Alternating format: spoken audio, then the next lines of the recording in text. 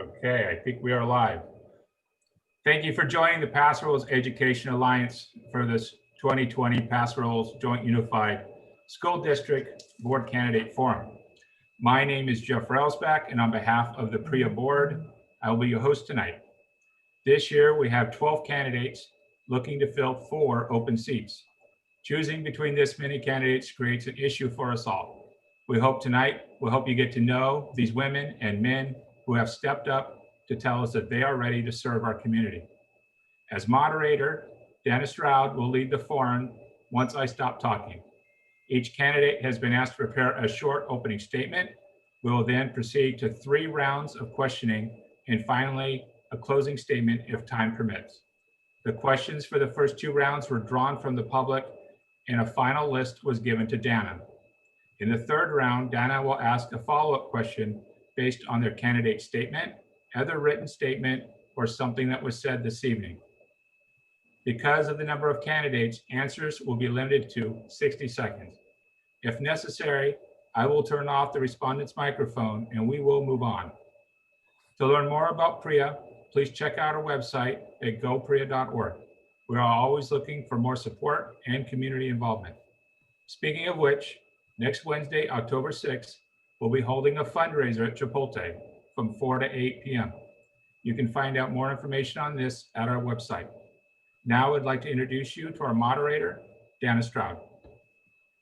Thank you, Jeff, and good evening, community of Paso Robles. Thank you for your time this evening. We've put together a 2-hour program with the intent of introducing these candidates to you.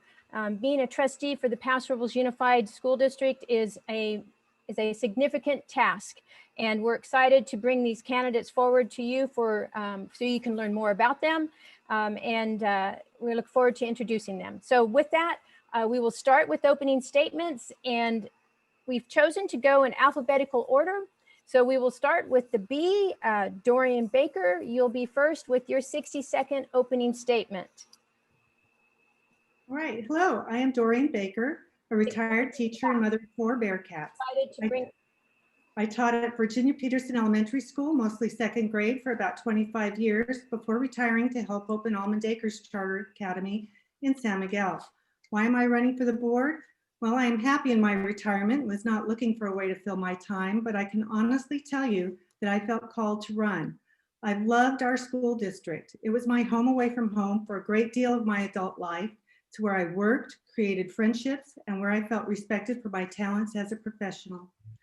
Paso schools are where my children grew up, made friends, played sports, and received educations that got them into colleges of their choice and prepared them to be successful at those institutions. And now my school district is in need and I feel called to action. My priorities are fiscal accountability, a quality curriculum, supporting our teachers, and of course, enriching student experiences. Thank you.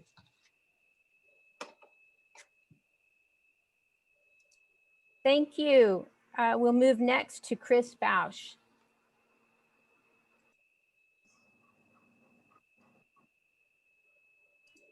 Thank you, Dana. My name is Chris Bausch. I'm an 8-year incumbent of the Paso Robles School Board. Thank you to the Paso Robles Education Alliance for hosting tonight's forum, but just as important, for building an effective bridge of support from the community to our students in classrooms. Julie and I have raised 5 successful Bearcats in Paso Robles. Since 1988, I have owned several businesses, often employing over 50 people. I believe I am the only Paso Robles trustee who has graduated from the California School Boards Association's Masters in Governance program.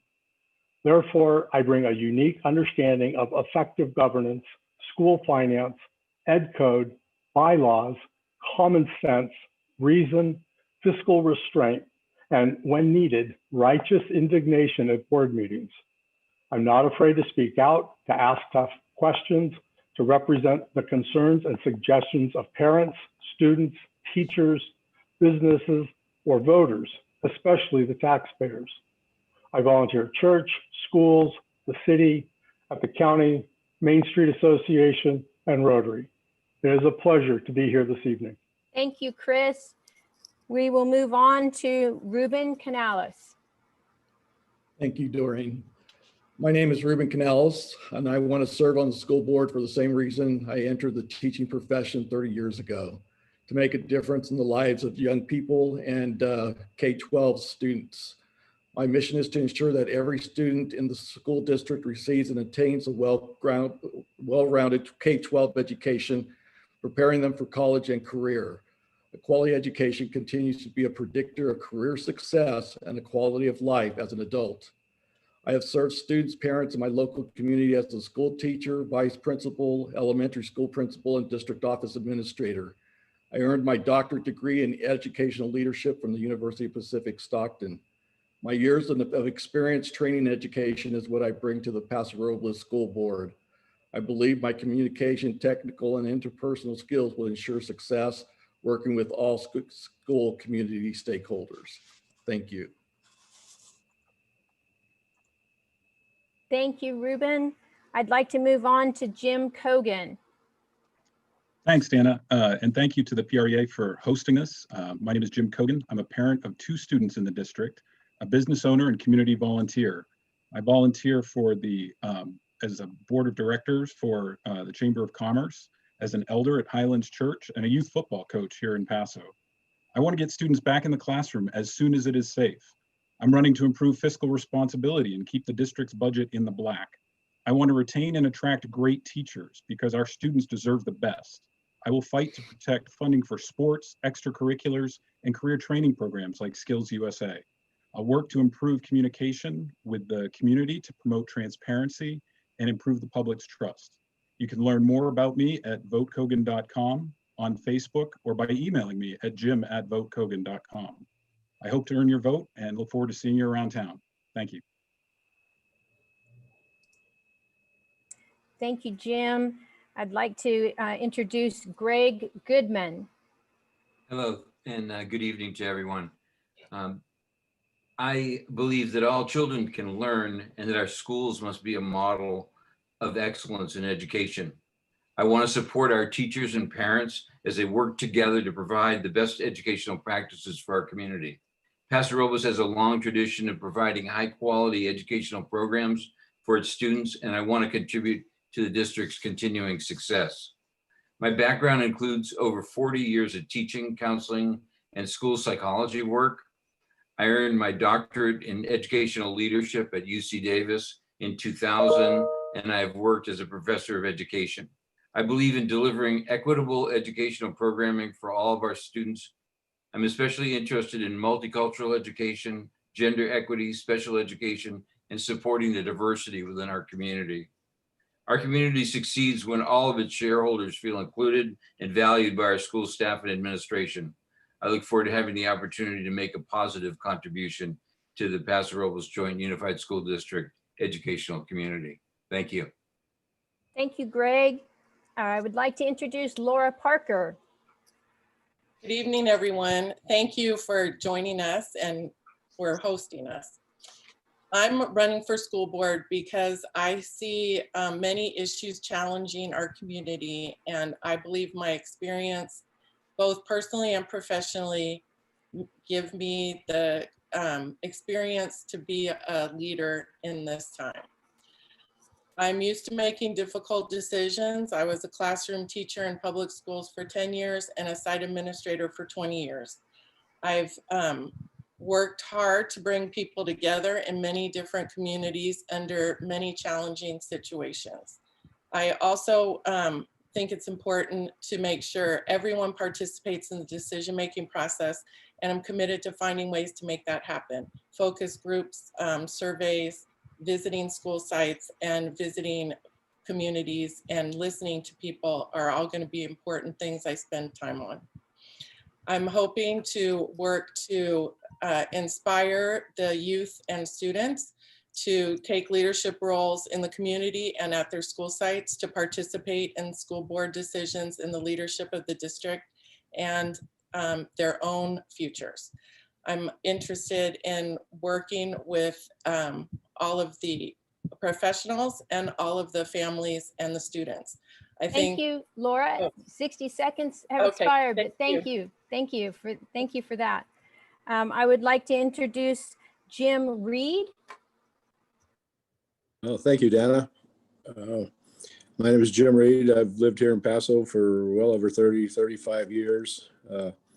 My son attended the Paso Robles Public Schools from kindergarten all the way through high school, and it's hard to not get tied up in the Paso Robles school system and the Bearcats and end up with a lot of long time friends and family, and kids have grown up, and it's a wonderful place, and it's a great society thing at Paso Robles schools.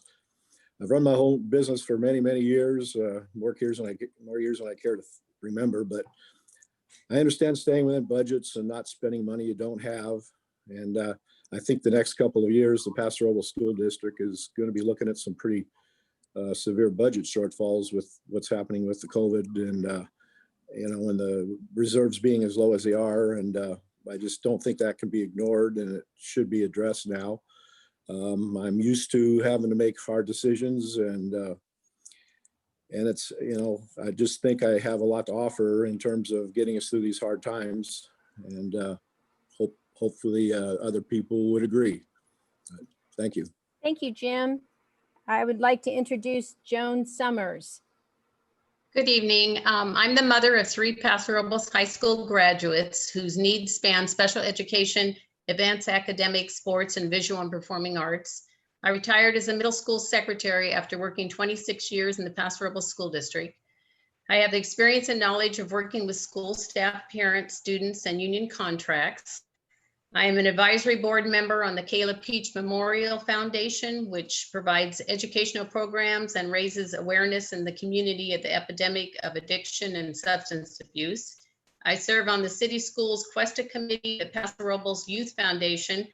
I'm a Bearcat booster and a donor to the aquatic complex. I feel the students need to return to in-person instruction as soon as health and safety guidelines are met, and that we need to have strategies in place to identify and support the academic progress and social emotional needs during the COVID-19 to ensure that all students achieve college or career success. With anticipated declining enrollment and decrease of federal and state funding because of COVID, mindful reductions in programs and staff will be inevitable. I'm dedicated and committed to ask the tough questions, remain fiscally prudent, and represent the community of Paso Robles. Thank you, Joan. Next is Frank Triggs. Yes, my name is Frank Triggs, and I like to say that I'm a grateful beneficiary of a California public education, which I followed with my university education at Vanguard University in Costa Mesa. I'm married with 3 adult children, 10 grandchildren, and now there's great-grandchildren coming along. My work experience ranges from blue-collar leadership and administrative roles. I'm experienced with management of both nonprofits as well as for-profit business. As a 13-year resident of Paso Robles, I sound like a newcomer here. I'm aware of the financial challenge that we face in our schools and the positive foundation we have in our school district history. I'd like to enhance that, and I'd like to bring my passion for integrity, quality education, and faith in the future to the table. So I would say that I've also taught some classes in management, financial management, and frequently I am used in nonprofits for some forensic accounting to make sure everything is in line. So I am grateful to be here, and thank you for this forum. Thank you, Frank. I'd like to introduce Caitlin Vieira.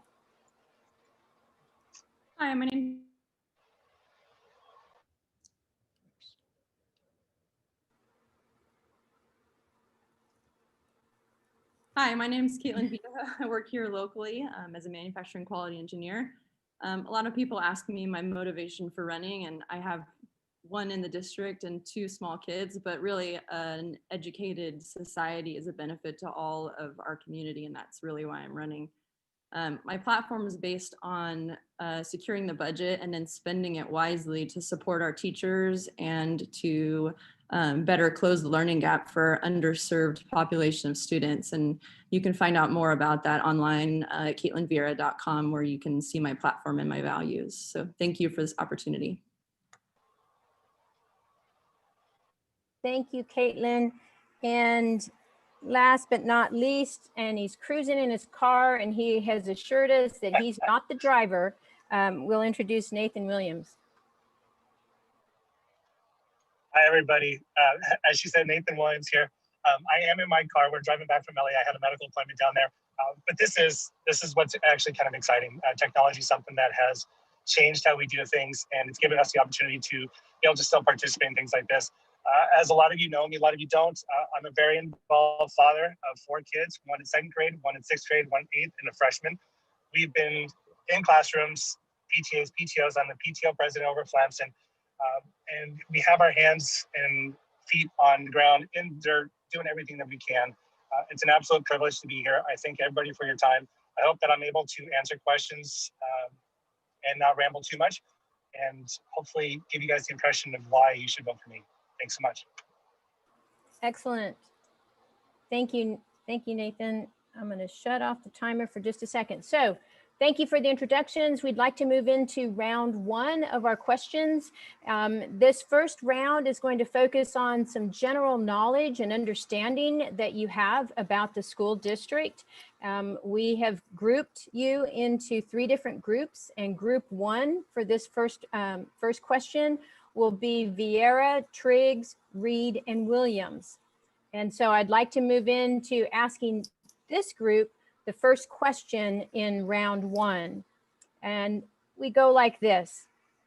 As a board member, what steps would you recommend taking to ensure the future financial stability for the district and earn the community's trust and support at the same time? We'll start with Vieira.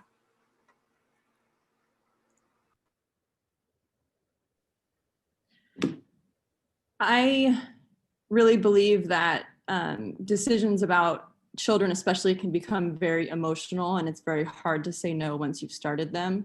So when a decision's brought to the board, we really need metrics to judge them on when it becomes a budgetary decision, right? So I'm an engineer. We gauge things on pass fail or criteria to know if it's going to be passing. So if we're going to make a budgetary decision, we need a way to gauge if that decision is going to be effective later on. So if you're going to be spending money, you need to have a metric up front on how to spend that money wisely. And later on, we can gauge if that money was effective and did the job. So later, when we come back around to respending that money a year or 2 down the road, again, to renew a project or decisions, was it effective? And at that point, you're not making emotional decisions to continue spending money that did not meet the goal that you had intended initially. And that is a really good way to stay in your budget and upfront know if you are effective in spending your money wisely.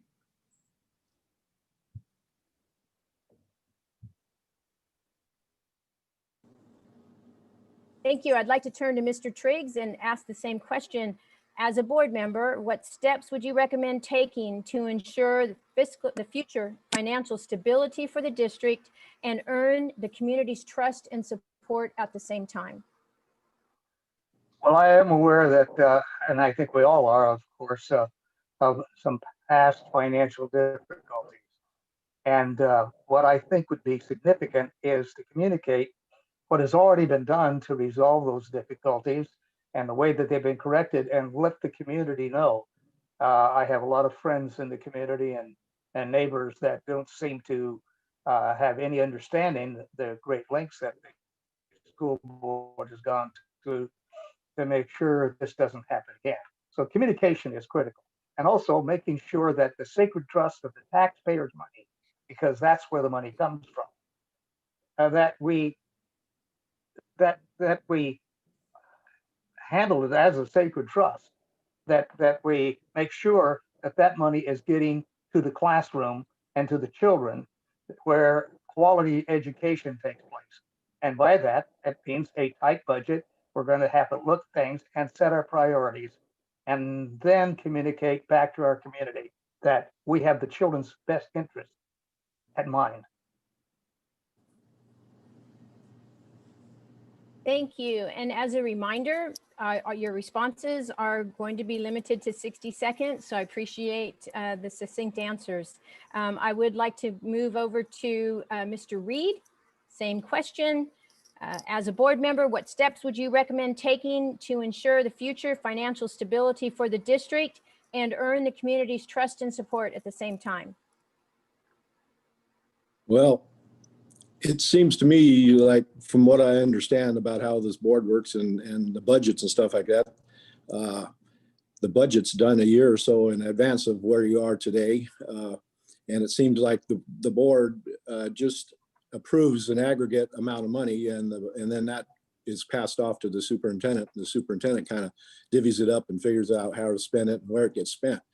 So it kind of keeps the board an arm's distance away from that kind of these kinds of decisions that need to be made. And I do agree that that's kind of distressing in my mind, that I think would be really important to have people on the board that would keep watching out, what's happening with the money over the time, rather than just dispensing it to the superintendent and then expecting your job's done. It needs to be watched over, and it needs to hopefully have some say in correcting problems when they come up. Where right now it seems like that's a little bit, it doesn't really work that way. So I'd like to change it around a little bit so we could actually have some say in what's being done.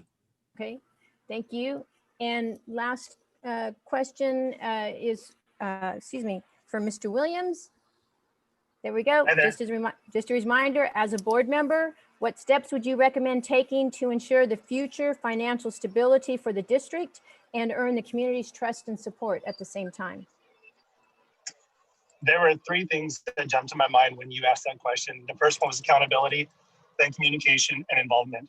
We absolutely have to have fiscal accountability. We have to have choice accountability. We have to have involvement and accountability. And that comes in with people and showing the decisions that are being made and why they're being made, communicating what was made, how it was made, and to be able to talk to people. People need to be comfortable talking to us. We need to be approachable in the sense that if they have a question, they should not be afraid to come and ask us, no matter what that question is. And the last thing is involvement. I believe firmly that we need to have more people involved, but the only way we're going to get them involved is by having them believe in why we're doing this, how we're doing it, and what we're doing moving forward. So through those three things, I believe that we'll have a more accountable fiscal responsibility. Thank you. In round one, we'd like to move into group two. And again, as a reminder, the question is around your general knowledge and understanding of the school district. And group two is going to consist of Mr. Bausch, Mr. Goodman, Ms. Parker, and Mr. Canales. And I'd like to start with Mr. Bausch. Your question as a group is, what are your thoughts regarding the dual immersion program in our district? What can the district do to improve the dual immersion offerings at the middle school and high school levels while continuing to support the elementary dual immersion program? We'll start with Mr. Bausch. Thank you, Dana. Great question.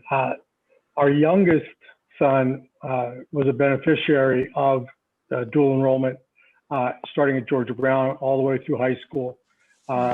We noticed on his AP test in high school, he didn't score as well as we thought. And that was due to a lack of rigor, academic rigor. That was resolved. We continue to try to increase the rigor, especially in the area of grammar. How can we continue to enforce that at the middle school and high school, continuing to offer more classes in dual enrollment in Spanish in this case? The other thing that I would advocate for, we started to do this a couple of years ago, we got sidetracked by the budget.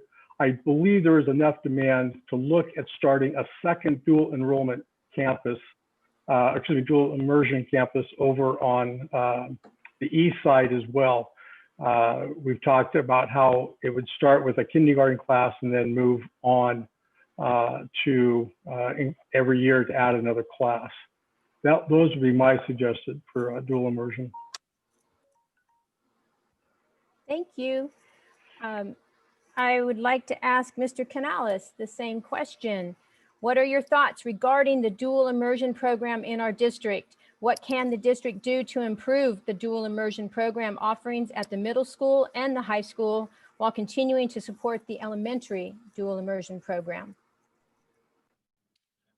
My understanding is that we have two dual immersion. We actually have two magnet schools, one dual immersion school, Georgia Brown, and that's a K-5 school. And it's a very effective program, well attended, excellent teachers.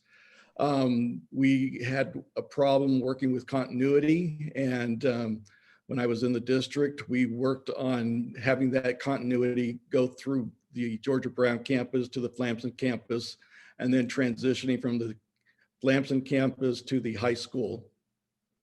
I think, again, we need to strengthen our middle school and high school programs so that those students who come out of Georgia Brown with a lot more time and experience in the second language, that they are practicing and utilizing that language in the middle school and the high school. Thank you.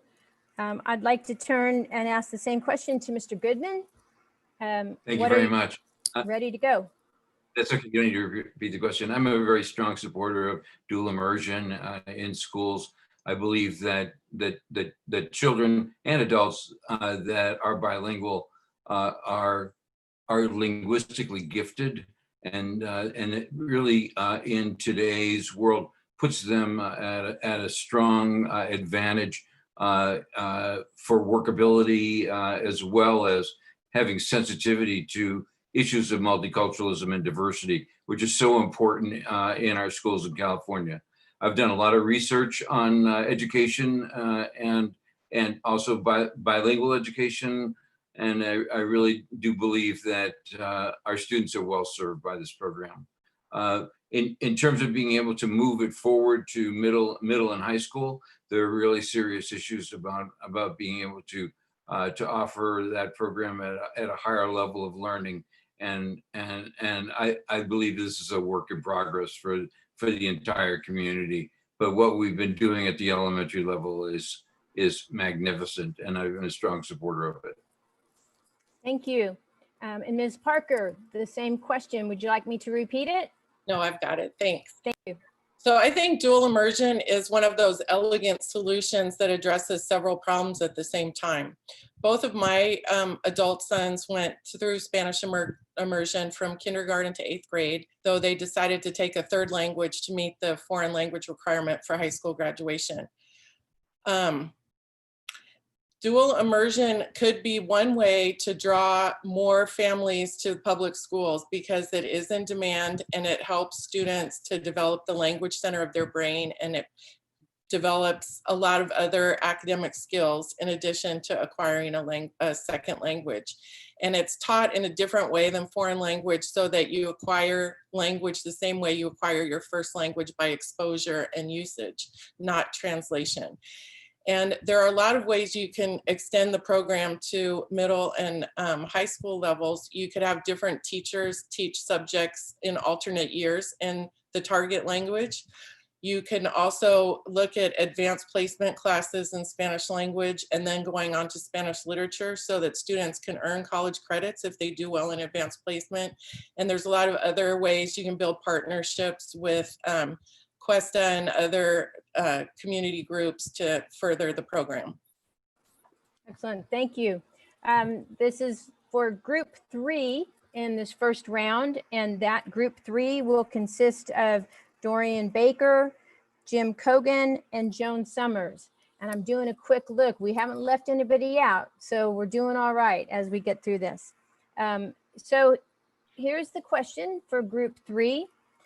With almost half of the student enrollment in the district being of Hispanic ethnicity, what ideas or initiatives do you have to better support them and see their success in the district? And I'll start with Mr. Kogan. Great, thanks, Dana. Well, I mean, we were just talking about one of the things that I think really helps bring our Latino population to the forefront through the dual immersion program. I think that's critical to continue and expand because it does develop that cultural heritage appreciation that all of us need to have for our Latino students. You know, I think having conversations like the mayor's diversity panel and discussions on how our Latino population experiences the school district and schools is very critical for ensuring that we're responding to the needs of our diverse population and getting feedback and making sure that all of our students feel respected and appreciated and cared for in the district. Thank you. Ms. Baker, the same question. Would you like me to repeat it?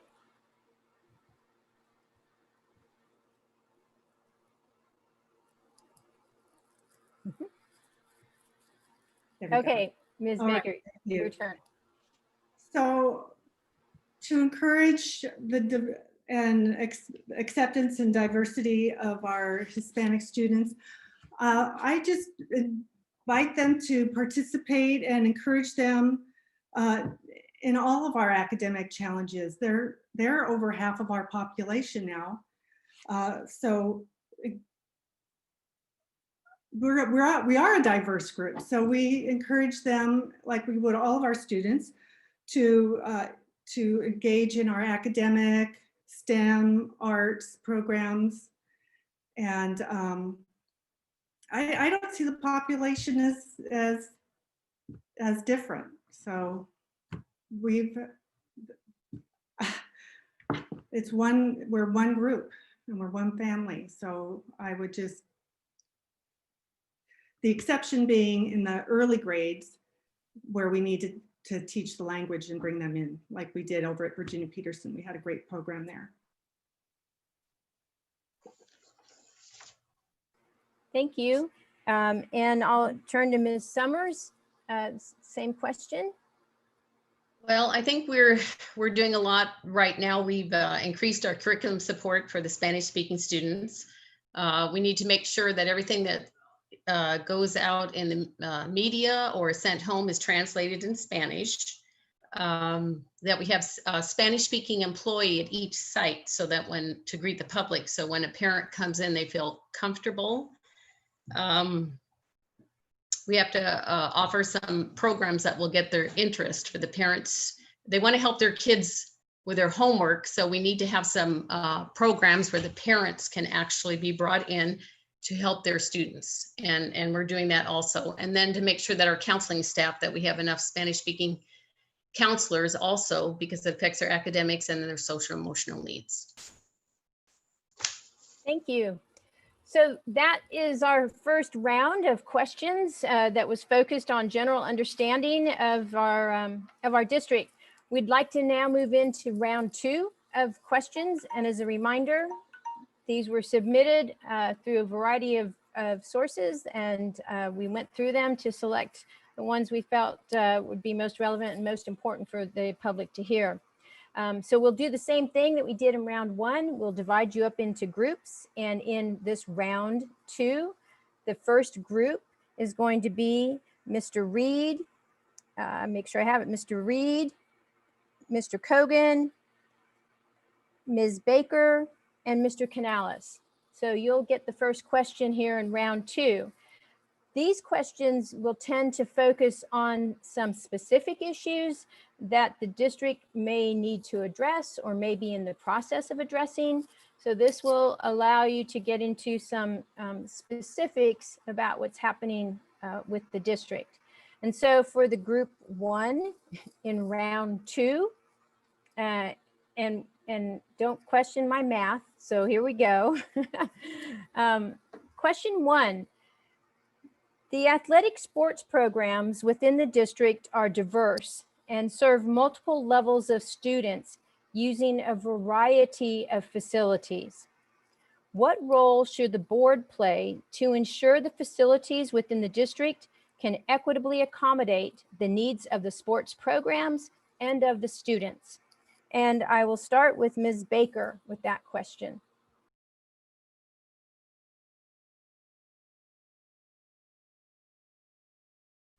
There we go. What role, that's a good question. What role should the board play in? What role should the board play to ensure that the facilities within the district and that the district uses can equitably accommodate the needs of all those sports programs and the students within those programs?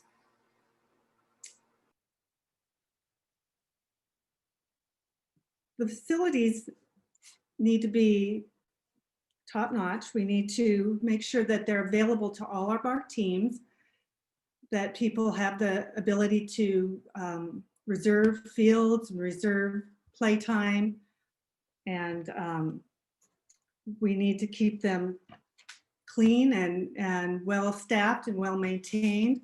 We have a great football stadium. We've got wonderful facilities. So I think that we just have to keep them clean and maintained.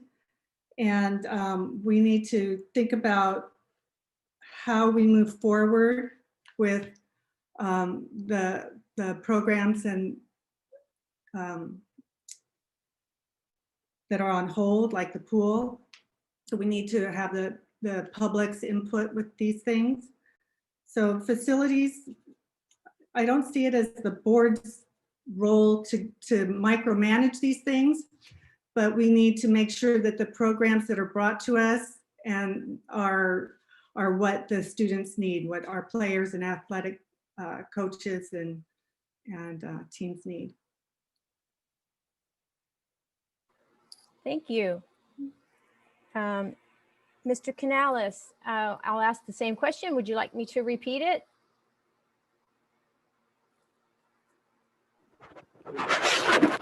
Please. Certainly. Can you hear me? I can now. Thank you. The athletic sports programs within the district are diverse and they serve multiple levels of students using a variety of facilities.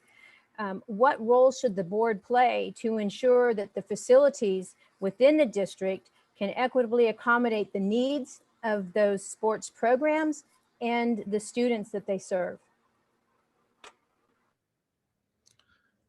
I think as a board, we work closely with the superintendent, and it is essential that we communicate our expectations as a board for classroom maintenance, buildings at school sites, the grounds and the facilities related to sports and athletics.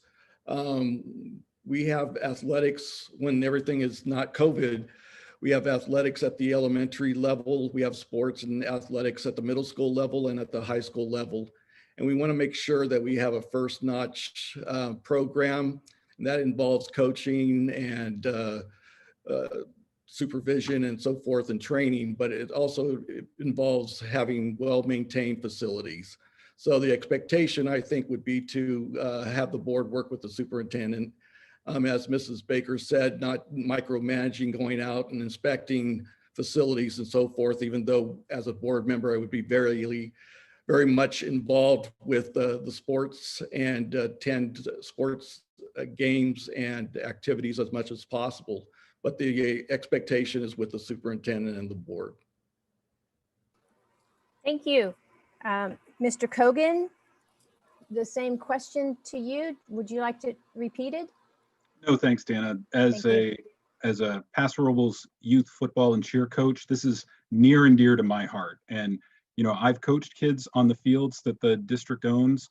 And one of the reasons we chose Paso Robles is because of the great athletics program that starts at 3rd grade. You know, it's so exciting to see my son Sam playing soccer and volleyball and, you know, all of the sports that kids don't get introduced to until they're later in life. I think that the coaches, the parents, and the kids that are out there playing are the ones who are experts on the facilities. So I would, as a board member, help bring together folks and create an opportunity to communicate directly with me and other board members to share their feelings about the use and the quality of the sports fields. And then second, the big thing is that we need to add facilities. We need to add to our budget. And so a big part of my focus is going to be finding additional revenue sources without raising taxes. And there are great opportunities through the use of some of our vacant space that I would take on and help lead with staff in order to make sure that we have the best facilities possible for our youth, starting at young ages all the way up through high school. Thank you. And I'd like to go to Mr. Reed with the same question. Would you like me to repeat it? No, I think I heard it enough there where I can maybe respond here a little bit, but in my estimation is if these sporting fields and gyms and gymnasiums and the football fields, which I'm sure they are assets of the Paso Robles school system, then it's our obligation to maintain these facilities in a usable manner. It seems like in the past, they always seem to run down and get into, disrepair to the point where it costs so much money to bring them back to usable conditions that we have to try to get a bond or something measured to pay for these things later down the road after the fact. And that just kind of makes me crazy. I think if these are assets of the school, then the school board is required at some level to maintain them like they should be. I think that is the responsibility of the school board. So I don't have a problem with that at all. Now, when it gets away into traveling and busing and going away, I understand that that's probably a little bit out of the realm of what we're talking about here. But as far as maintaining our facilities, yes, the school board, I believe, is their responsibility to do that. Thank you. Great, thank you. We would like to move to group 3 with your question. And this group consists of, make sure I have it right. Excuse me, I skipped a group. Again, my math. We're going to start with group 2 on this one. And that group consists of Mr. Goodman, Ms. Parker, Ms. Summers, and Mr. Triggs. And your question for group 2, obviously COVID-19 and the pandemic has created some very unique and trying times for our district, and in particular for teachers. Many have been paying out of pocket in order to have the necessary technology to support the distance learning that they are required to provide at this time. Many of these teachers have purchased their own equipment, such as laptops and webcams and other items, in order to provide the continuity of connection that the students deserve. In addition, many of the teachers are using personal cell phones to maintain contact with parents during school hours, and also using their own home Wi-Fi and or internet connections to continue with that interaction with the parents and the students. In your opinion, should the teachers be compensated for their out-of-pocket expenses from district funds? If your answer is no to that question, please provide why you believe they should not be compensated. And if your answer is yes, how would you go about reimbursement to the teachers for the equipment that they have paid for out of pocket? Again, I will start with Mr. Goodman on this question. Thank you very much for the opportunity to respond to that.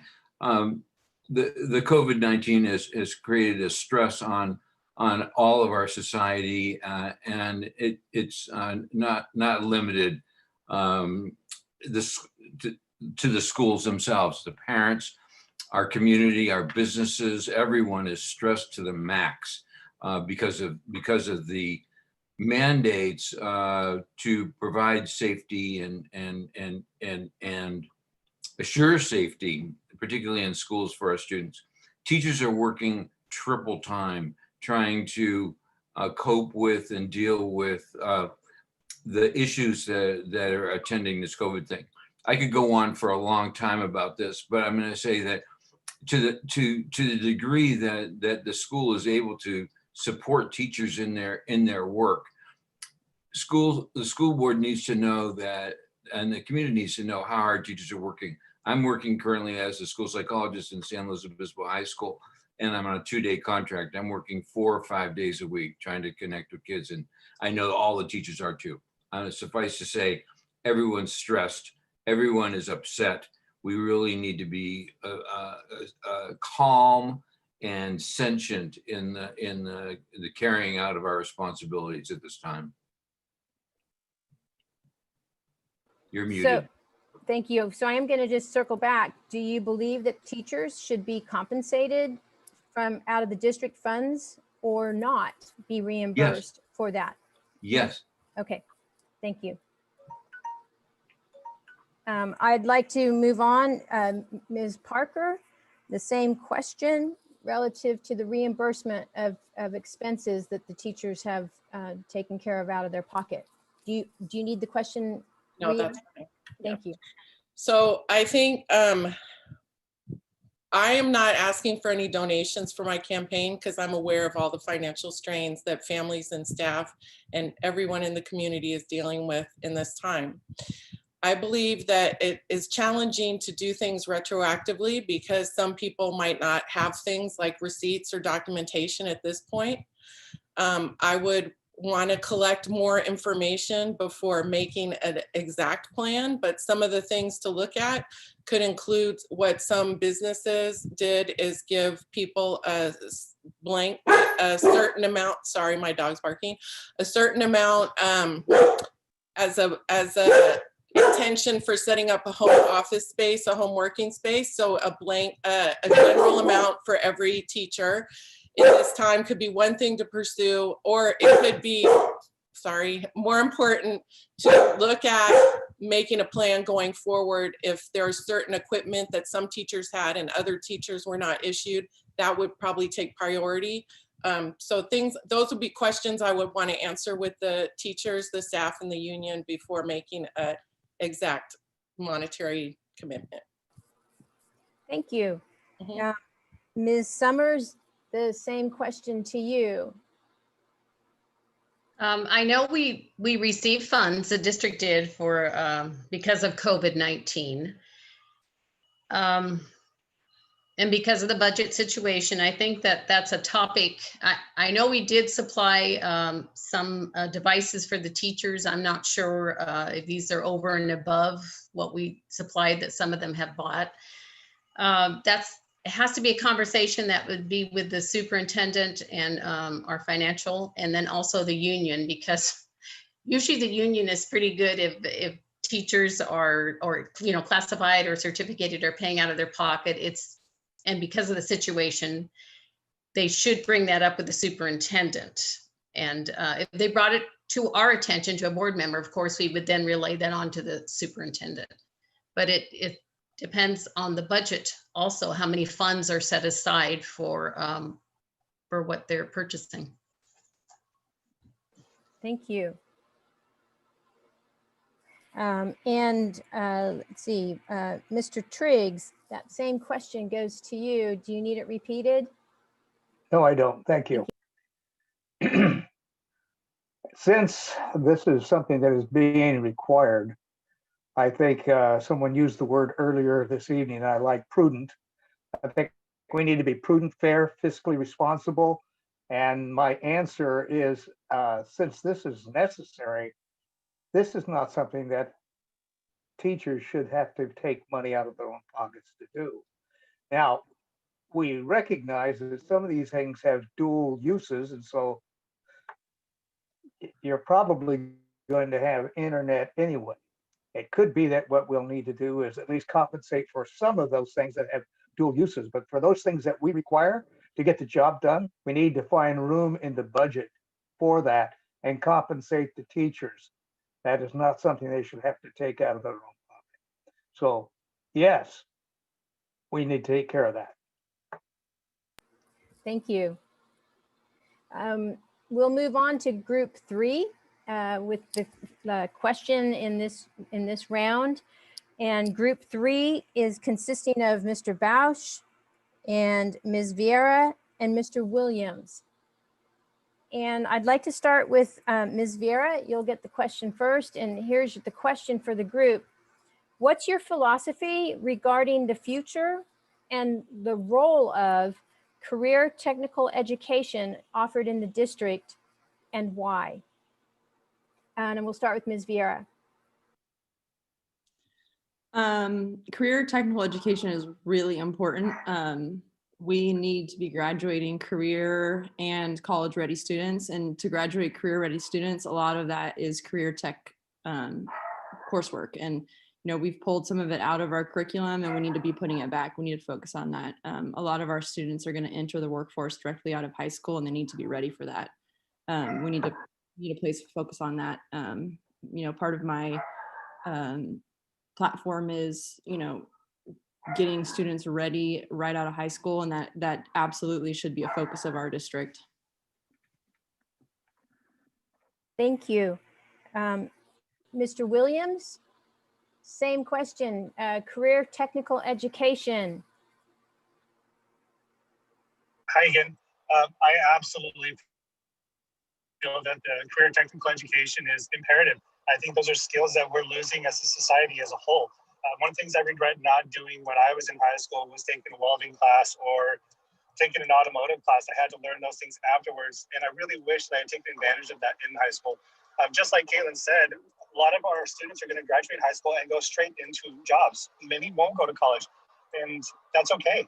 There's so many needs out there and so many professions that don't require a college degree, and they're just as valuable, if not more, for our societal needs. So I think that's a huge thing for us to focus on and bring back into our schools. Thank you. And Mr. Bausch, would you like me to repeat it, or you're good? I keep getting all the great questions, so thank you so much. CTE has been a subject near and dear to my heart long before I got on the school board. Used to work with Mr. C from decades ago, and he would send me great students to come work at our store. The need to make sure that our CTE classes, whether they're for carpenters or welders or phlebotomists, dental hygienists, we have to make those A through G compliant. Without going into a whole lot of detail, those are students who take those courses can then apply them, if need be, to college, to Cuesta College, or beyond to another university. That's imperative. But we also need to recognize that not all students are going to go to college. We have to make sure that they are prepared in the very best way possible. CTE, it goes hand in hand with Skills USA. We have a stellar record in supporting Skills USA, and we will continue to do that. We added some more classes earlier this year. We will continue, late last academic year, we added more classes, and we will continue to add classes, the budget able to do that. Thank you. Way to go, everybody. You went through round 2, and appreciate you complying with our time, and we're doing really well on our schedule. So want to make sure that everybody's comfortable, make sure that you're hydrated and ready to go, because we're going to move into round 3. And as a reminder to yourselves and to the listening public, round 3 questions were comprised from statements that you provided or have shared with the PREA board ahead of this, or that may be a part of your candidate statement that you've submitted for the ballot, or maybe something that you have posted on your own personal campaign website. We're not going to go in alphabetical order on this one. And so we're going to bear with me as we select randomly on this. But I would like to start the first question with Mr. Goodman. And just want to make sure everybody understands you're going to get your own individual question as we go through this, and you'll have around 60 seconds to answer. And we look forward to hearing from you on these issues. So I'd like to start with Mr. Goodman. And in In your candidate statement, you shared an interest in multicultural education. Can you talk more about this interest and share ideas for how you would implement the concept as a member of the board? Multicultural education is good education. In California, 50% or more of the students are Hispanic or Spanish cultural descent. 25% are Caucasian, 6 or 7% are African American. And then, of course, we have a lot of Asian students spread out throughout California, not so many in our county. Multicultural education reflects the world. It reflects the diversity that we share. And there are lots of ways of looking at multiculturalism. Corporate multiculturalism is like McDonald's. Everyone's welcome here. And we go through different stages of what multiculturalism means. It really has a lot of different contexts. But for schools, it's really important for everyone to feel valued in the school and for no one to feel devalued in the school process because of any issues of diversity. That includes sexual orientation, it includes color, includes linguistic diversity, includes all aspects of that. So I'm a really big supporter of this. I really think that that's who we are. That's who America is. That's what makes us great. What makes us great is our diversity, and in all areas. And every once in a while, a Steve Jobs pops up, or James Comer pops up, or someone pops up and is like, "Wow, this is great. This is what we need." So I'm a big supporter of it. Got it. Thank you. I'd like to pose this question to Mr. Triggs. In your candidate statement, you say that you look forward to being an encourager of a team that is preparing students for successful careers. What are some of your ideas for helping with this preparation?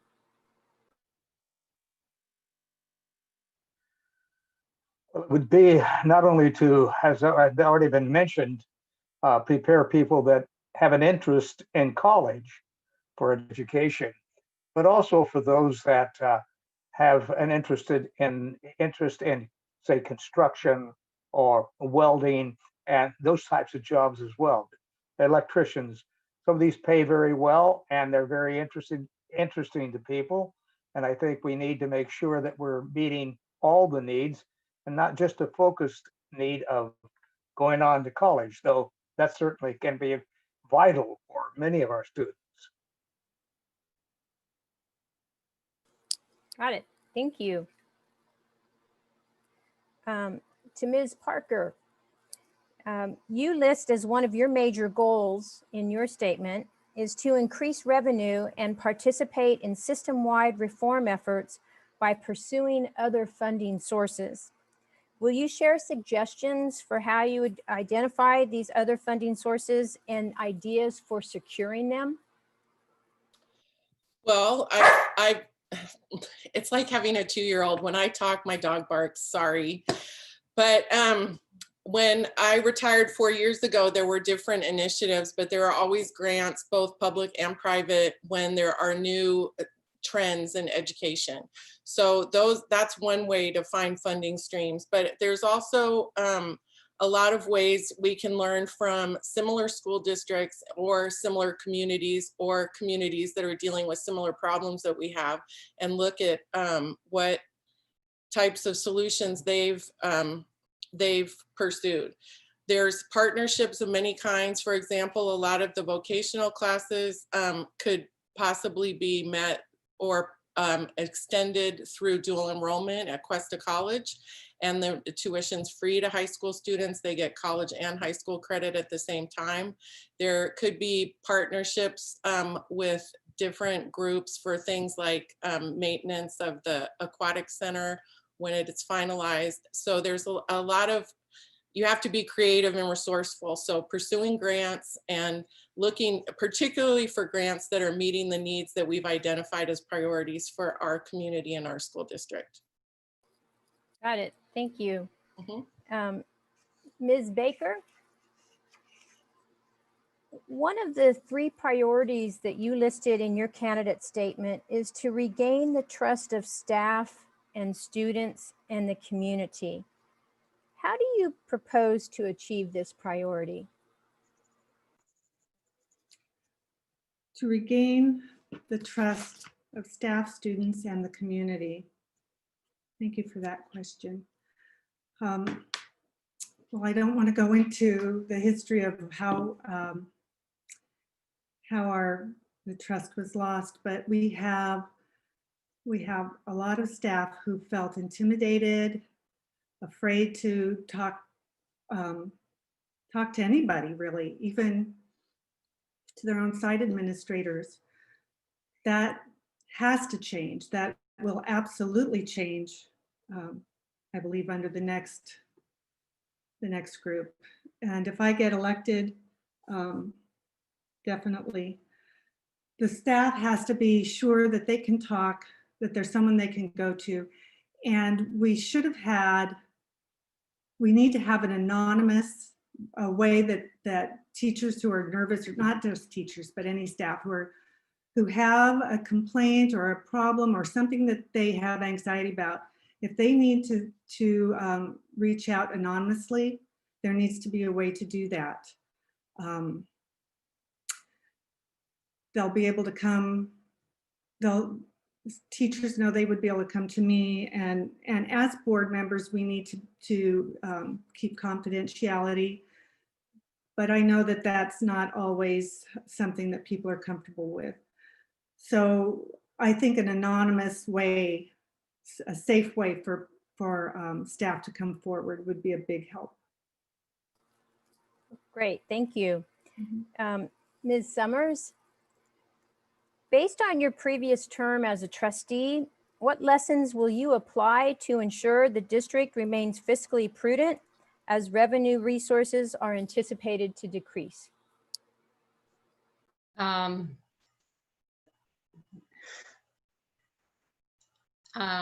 I would, in the past, I asked the questions, I researched, I asked legal advice, and unfortunately the information that was given to the board was not accurate.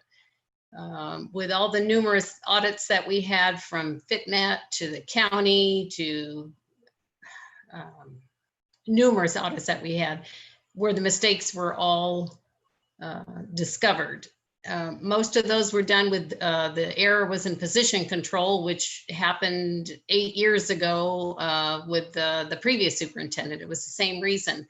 So I hesitate to even say it, but it seems like it keeps on repeating itself every 8 to 10 years.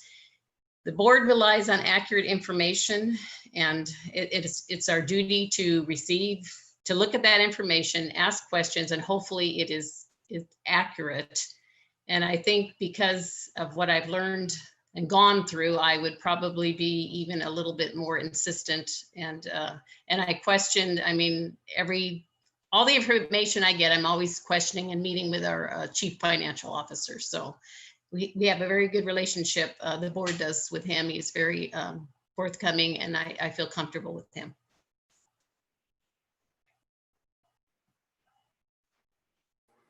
Thank you for that. To Ms. Vieira, on your campaign website, you list the need to support our teachers in the way they need. Please share your ideas for how the district can provide this support. I have reached out to a lot of teachers, and particularly teachers we've lost to other opportunities. I think it's important to do so-called exit interviews for people we've lost. And there's a common trend that they don't get the support that they need. And I think what we can do is get their feedback for our current teachers and get them what they need. And a lot of the support they need is help holding students accountable in the high school level. You know, some of them are holding their own detentions because they can't get that support. They're there's a whole multitude of reasons. And I think it's really important to reach out to our teachers and to hear them and have them have an avenue for getting that kind of feedback back to who needs it and who can actually really act on that. Because a lot of those things don't cost a lot of money in our budget. And if we can keep our teachers happy, we can keep our high performing teachers on site and here in our district. And that's really important to the success of our students. Thank you. Mr. Reed, your candidate statement says the school board needs to be much more proactive in monitoring what the students are being taught. What do you mean by being more proactive, and how would you propose to accomplish this? Well, it's a target-rich environment there for me. I think I'll limit it to from what I understand from the conversations I've had with kids that have graduated from classes and schools, the kids know too well what the teacher's political bent is, what political party they belong to. And it seems like that political persuasion seems to get included in the curriculum. And I know for a fact that it's a rule that they can't do that. I mean, I've read the rule myself in the books there, and it's just not allowed, and they're not supposed to be doing that. And I know our teachers are intelligent, responsible people, and they should understand that that's not what they should be doing, but it seems to be happening anyway. I would like to see them leaving that part of the curriculum out and just teach the curriculum and leave that aspect of their political beliefs out of the schools. And therefore, our kids will be getting a much better education without that political bent being taught to them. I think as a board, I know I can't go into the schools and sit in every one of the classes, but I think a board should be able to come up with some kind of a policy to direct our superintendent to figure out some way of monitoring these classes. I don't think it would take very long. I think once the habit is made and formed, things will go along very smoothly, but that would be a very good place to start in my estimation. Thank you. Mr. Canales,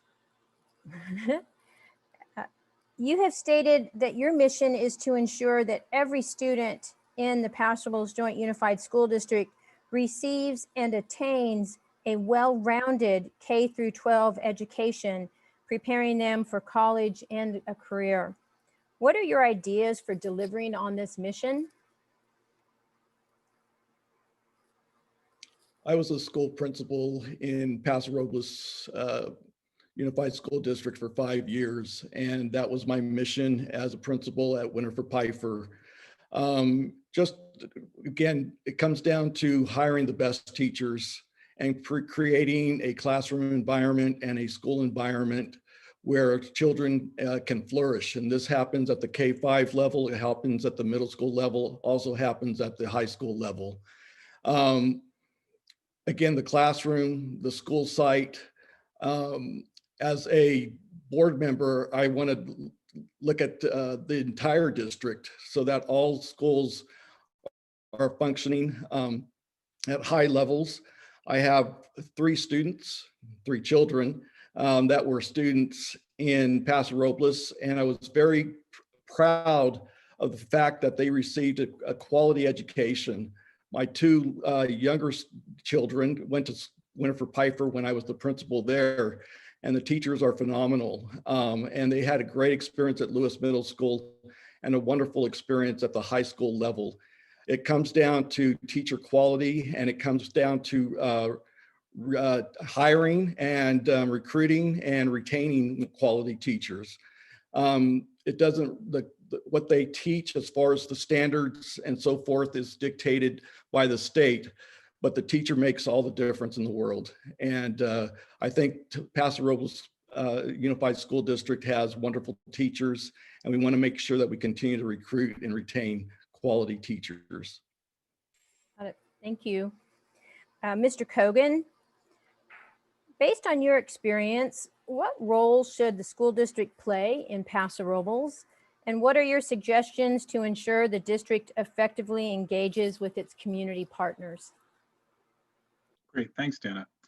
Well, I mean, first and foremost, the school district is responsible for providing a free and appropriate education to every student in the district, regardless of their background, regardless of any complicating factor. We provide an education to every student within our charge, period. And so our guiding light needs to be what's best for the students. Part of that is partnering with the community and community organizations like the PREA, like the 4A Foundation, like the Chamber or the Downtown Association, to make sure that our students are a fully integrated group within the community, and that we are communicating back and forth so that parents feel like they're supported by the district, and that they have the ability to contact not only their teachers and principals, but anyone who's on the school board. And so we need to make ourselves accessible. You know, for me personally, that means making sure that people can get a hold of me by email and cell phone and on Facebook. And I will keep those communication tools open for everyone. You know, I want people to contact me and tell me what they like about the district and what they're concerned about. And, you know, I will be very open and willing to hear from every parent who has a concern. And as a parent myself, I'll be on the high school campus and the Kermit King campus every day. So, you know, parents that have a question or concern will be able to grab me personally and say, hey, Jim, what's going on here? Or, you know, I think you're kind of a muttonhead for voting this way. Tell me about it. And, you know, I'm excited to have that experience. Got it. Thank you.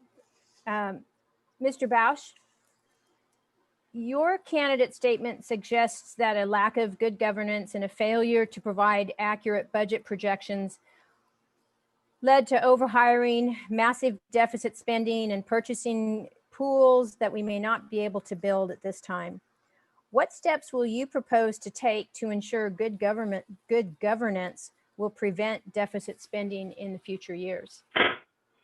Thank you. In 2012, the grand jury found that Paso Robles schools failed to provide adequate professional development for their board members. I have been an advocate of the board attending California School Boards Association annual education conference. We had to skip it last year. We didn't have the money to pay for it. This year it's all virtual, so it will cost maybe a fourth of what it's cost in the past. We'll have a few new board members. Everybody should attend the virtual AEC conference. Over and above that, good governance will come from attending a master's in governance course that California School Board presents. Again, it used to be an in-person class. Due to COVID pandemic, we will be doing this on a virtual basis. Absolutely incredible on how to develop your voice as a school board trustee so that you're not relying on being an employee of the superintendent. School board trustees must oversee the superintendent. The past few years, we have had a difference of opinion on the role of the superintendent. And I think that's how we got into massive deficit spending. That has to be reversed or we will not be able to get beyond the current budget impasse that we seem to be in. The budget surplus that we have now will be spent as soon as we get back into class and we start doing our pandemic preparations. We are projected to be in a negative, below 3% reserve in less than 2 years. We have to take steps today to make sure that doesn't happen, and only with good governance can that happen. Got it. Thank you. Mr. Williams, it's stated in your candidate statement that you submitted that you want to be held accountable and that you pledge to do more than just attend meetings or be seen at big events. Please share your thoughts on how you intend to be more accountable to the public. Absolutely, and thank you. That's actually huge for me. I think that there's more. We don't need to just show up to meetings. That's great and that's important. It's imperative that we do as best as we can to attend, understanding that we all have to balance our lives and do those things. But accountability is so much more than that, because if I'm going to represent families out there, individuals out there, students, other stakeholders, I need to know that they trust me. And the only way that they're going to trust me is if they can hold me to a standard that they feel is going to meet their expectations. So when I say I'm going to be out there, I'm going to be getting my feet on the ground, my hands dirty. That's the stuff that I already do. And that's the stuff that I'm passionate about. I want people to see me. I want people to be able to approach me and talk to me and do exactly those things that they have been uncomfortable doing up until now. I think the board needs to be more approachable. I think they need to be more relatable. And as part of that will be that accountability. Got it. Thank you very much. That's, whoops, there's the bell. That is round 3. And that concludes the, if you will, prepared questions of the evening. You guys were very efficient with your answers, and thank you for complying with our request for that 60-second answer window. As a result of your efficiency, we have the ability to do allow for closing statements and do a round of closing statements.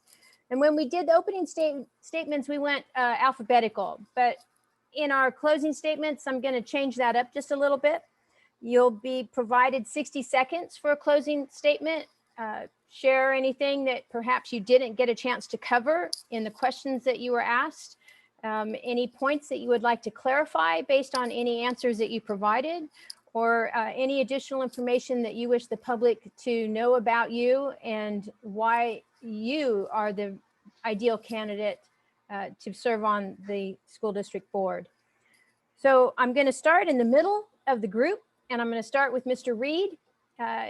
We're going to offer you the opportunity for closing statements, and we're going to keep it to 60 seconds going through this as well. So Mr. Reed, you'll be up first for closing statements.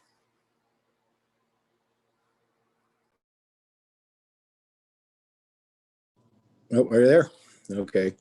I didn't have any expectations that we would get through this in an early amount of time. And so I really didn't spend a whole lot of time preparing a big, long dissertation about anything. So I'll just kind of reiterate what I started out with. I appreciate the opportunity to talk to you and answer the questions to the best of my ability. I'm not an insider. I don't have all the answers, but I do know the schools have some rough roads ahead of us. And I'm pragmatist enough to, I think, to be able to get us through this storm that's coming in a relative way and still give our kids, our students, the type of education that we're required and obligated to give them. So I appreciate the opportunity to talk to you and hope to get your vote. Thank you. Thank you. Ms. Baker, I'm going to move to you for a 16-second closing statement. All right. I'd like to thank PREA for hosting us tonight. This went off really well. We are facing declining enrollment, so we need to provide educational opportunities that will draw families to our schools. I want to open our schools as soon as possible, safely, of course, and with a distance learning option for those students and staff who need it. I want to end the bureaucratic nightmare weighing teachers down. I want teacher planning and collaboration time to be spent planning, not filling out endless forms. I want to address and improve behavior and discipline issues. Teachers should not feel punished for seeking assistance, whether it's for attendance or discipline issues, by having myriad forms or plans to fill out or create. I want to explore options and advocate for the curriculum concerns of so many parents, particularly in the areas of American history and sex ed. I want a sustainable budget reserve of 5 to 7% so that we can weather the storms that will come our way. I understand that authority rests with the board as a whole and not with individual members. If I am elected, I will work together with the entire board and our superintendent professionally and respectfully as a governance team, working to create a positive organizational culture in which to govern effectively. Thank you, and go Bearcats. Thank you. Mr. Williams? I will give you 60 seconds for a closing statement.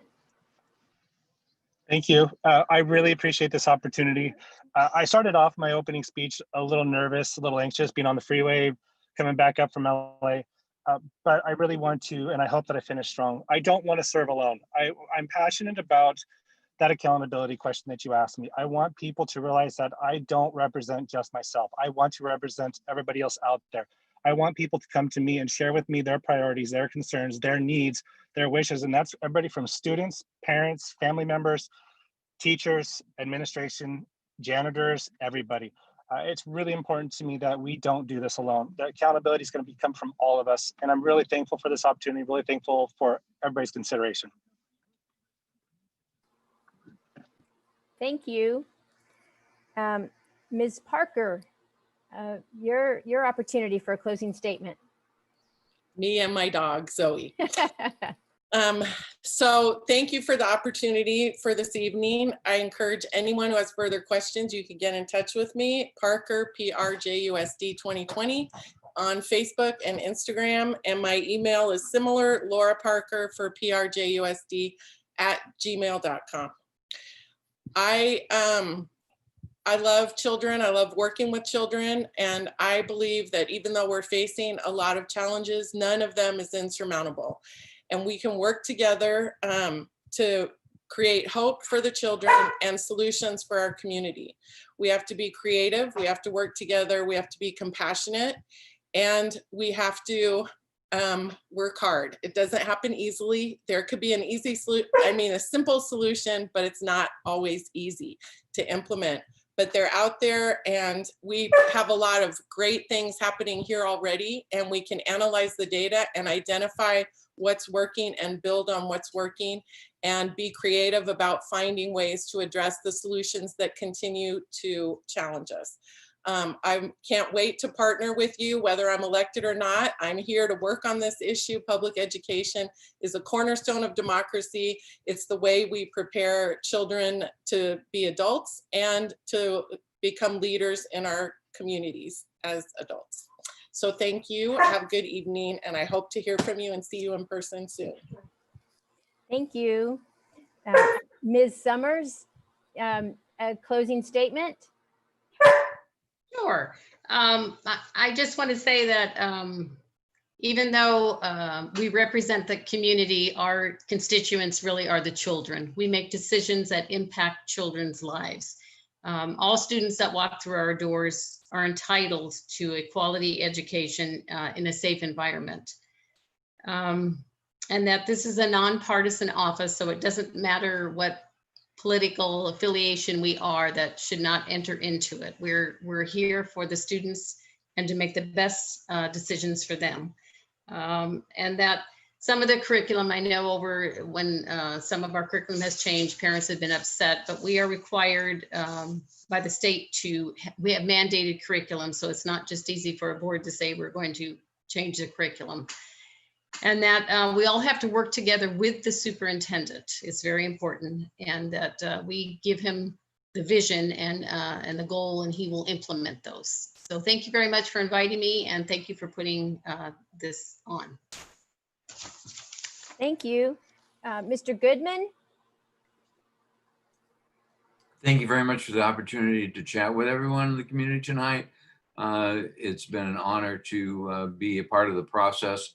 I'm hoping that I have an opportunity to share my knowledge and experience with the community as a board member.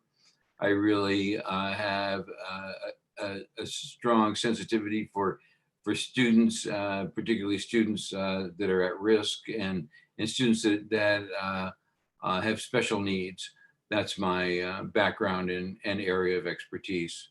But I really, I've been honored to be a part of the process, and I look forward to continuing the conversation and having an opportunity to support better education in Paso Robles, and go Dodgers.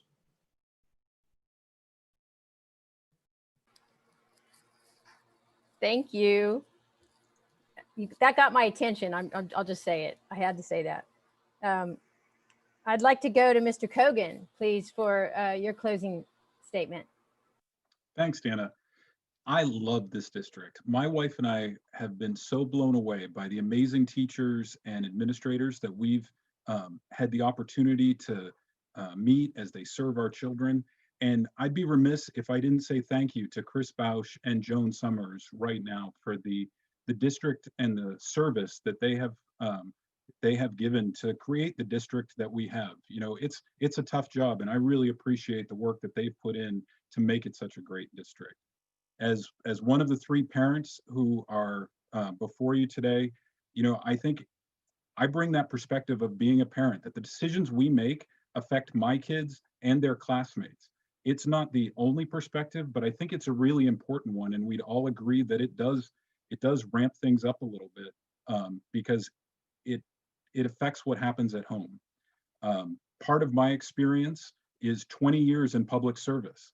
I have written hundreds of staff reports and read thousands of them. So I am confident that day one, I can step onto the board and do the work without having additional training or a design or any worry about the ramp up that newly elected people have to go through. As a staffer, I've trained elected officials, and I am excited to take on this opportunity, this challenge, and really hope that people will reach out, check out my website at votekogan.com or email me at jim@votekogan.com.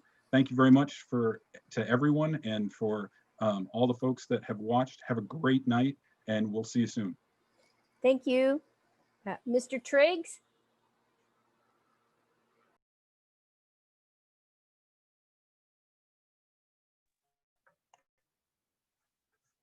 Thank you.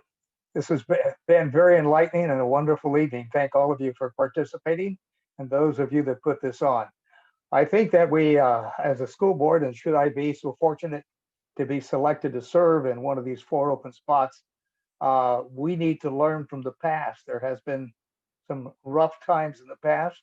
If we don't learn from those, and we're not going to be building a better present and future.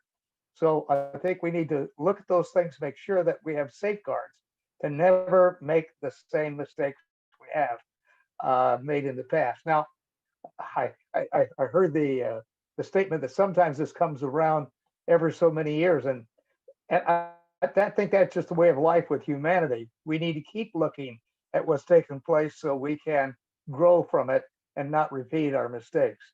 I want to be a part of a team that recognizes their responsibilities to maintain fiscal integrity so that we can always have local control of our schools and not have it taken over by the state. I think local control is just really essential for a quality education. I want to see that we have fiscal responsibility so we can have a quality curriculum. And that's going to be very important to make sure that we have the best curriculum for our students. I think the school board is, the staff doesn't work for us. From what I understand, only the superintendent works for us.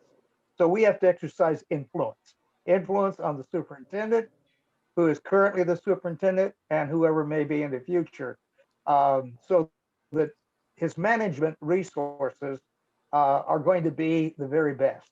Okay. That way we'll have accountability for the decisions that are made by the staff, because we should have some accountability there. And there we're fulfilling our responsibility to our community, the parents, the taxpayers. I believe we also should undergird our values in our education, respect for America and our history. We face our human flaws. We've made mistakes in the past in our country, but we work hard as Americans and citizens to correct those mistakes. All right. I'm grateful for being a part of this tonight. Thank you. Thank you. Mr. Canales, your statement for the closing evening. Thank you, Dana. I came to Paso Robles 15 years ago, and excuse me, I was the principal at Winifred Pfeiffer. I was the director of human resources and also the principal of Georgia Brown. 10 years altogether.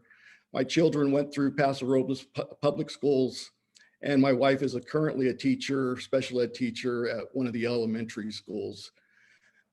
Moving from the Central Valley to Paso Robles was one of the best decisions I ever made, and I never had one regret. And the school district I've come to love very much. The teachers are phenomenal, and we really do have a wonderful district. However, in my experience of the 15 years that we've been here, there seems to be this problem with the budget. And we can't be a district of excellence if we continue to have a negative certification. Everything hinges on the board and the board making responsible fiscal decisions.